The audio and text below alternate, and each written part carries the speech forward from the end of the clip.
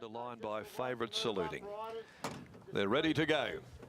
Last of the day and no sign of the light, but they're racing nonetheless, and Woodsville won the break. Astronomite jumped away pretty quickly. Coming over now is Flying Time, searching for the lead, and War Gods pressing on as well. It goes up there soon after the start, settling right on top of the speed. Meteoroid is also up there in the thick of it all, and Gonna Go pressing up now is going to find the box seat soon afterwards. They're being followed by Touch of Silver as Astronomite drifts back. Our Finest Moment found itself 3 deep when they left the back, then Grey Enigma, followed further back then by Red Paddy. Second from last is Tonka Tough at the tail end of Kensington Abbey.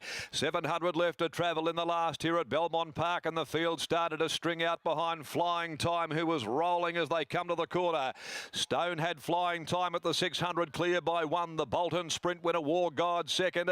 2 lengths away Meteoroid. Gunner Goes well placed down near the rails, coming into the home corner at the 450. Woodsville next, Touch of Silver. It's back on the inside, tracking through. Astronomite went up in the middle next, and Our Finest Moment head of the remainder. Flying Time's the leader coming to the 250. War God under pressure. Here's Gonna Go getting a run now inside of it. Down the outside is Meteoroid. Flying Time tackled by Gonna Go. War God, Meteoroid, Woodsville down the outside. Gonna Go, Flying Time. Gonna Go got his head in front from Flying Time. It's Gonna Go. Gonna Go won from Flying Time and Woodsville. Touch of Silver fourth. Then Tonka Tough, Kensington Abbey, Our Finest Moment. Meteoroid next in. They were followed by Grey Enigma back there in company with on pulling up Red Paddy, and Astronomite with War God, who wobbled around in the home straight and knocked up to finish amongst the last of them in the final event for the day. On a day where favourite backers will have pockets filled. It has been one after the other, and Gonna Go in the last back from 320 into 260 has got the money, ridden by Patrick Carberry. Beautifully weighted, 54, got the right run. Flying Time dragging it into the race. Woodsville down the outside third from Touch of Silver to round out the last on the card. Gonna Go, number 10. Another of the trade fairs to win this afternoon. Let's go straight out to Britt Taylor, and she's with winning rider Patrick Carberry thereafter Gonna Go's victory, where punters have scooped the lot here this afternoon, Britt, with Gonna Go doing the right thing by them in the last on the card. He certainly has. Thanks, Darren. Paddy, first time on this horse. What are your first impressions? First time I sat on him today, I was pretty impressed, doing all these replays, his form and that, and obviously with the bar plates off today, that's always a positive. But he jumped well, but the pace was on early.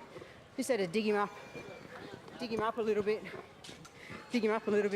just to hold his spot. It was getting a bit tight there, but he travelled into a nice spot and it went along at a good speed. I was able to ride him pretty patient.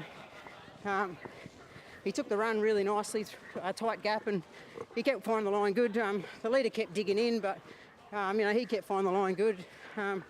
Probably a horse that can get over a little bit further, but a mile or so, but yeah, really nice win. We look forward now to Wednesday, 11 races. Would any jockey take a full book of rides on that day? Probably couldn't get a full book, could we? Hey, you never know. Would it, physically, 11 rides on a day, is it too many? Be no worries for us young fit fellas, but yeah, I was thinking about maybe being a valet, and if I didn't get many rides, I might be able to get a quid that way. All right, well, lucky you've got this, and good luck with your valeting on a Wednesday. Cheers, Britt.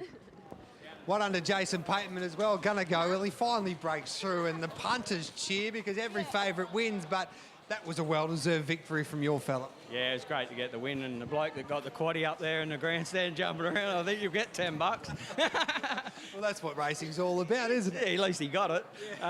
No, it's been great. Actually get down in weights and get a barrier, and yeah, it was good for him to get one over the line finally. He's been one of those horses that he's never far away, and he's had some hard luck stories along his journey, but this could be just the confidence-boosting victory that he needs. Probably right, yeah. He probably lost a little bit of confidence.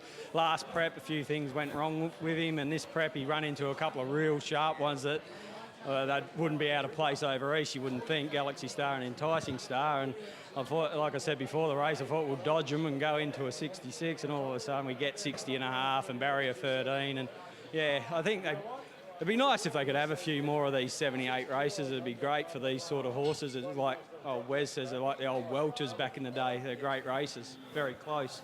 And he's one of those.